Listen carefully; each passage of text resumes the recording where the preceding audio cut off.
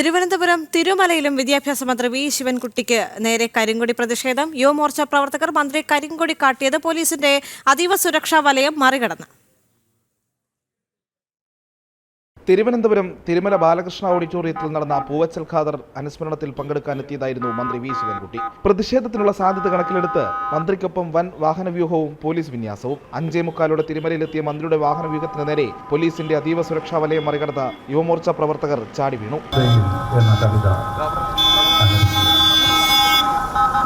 രണ്ടിടങ്ങളിലായി മന്ത്രിയെ ബിജെപി യുവമോർച്ച പ്രവർത്തകർ കരിങ്കൊടി കാട്ടി. വനിതകളടക്കം 12ഓളം പ്രവർത്തകർ പ്രതിഷേധത്തിന്റെ ഭാഗമായി.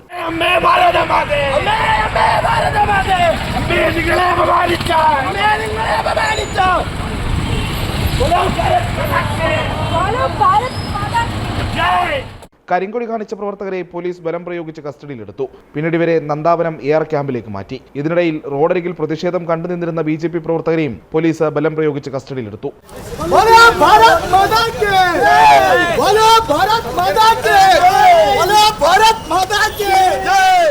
ജനം, തിരുവനന്തപുരം.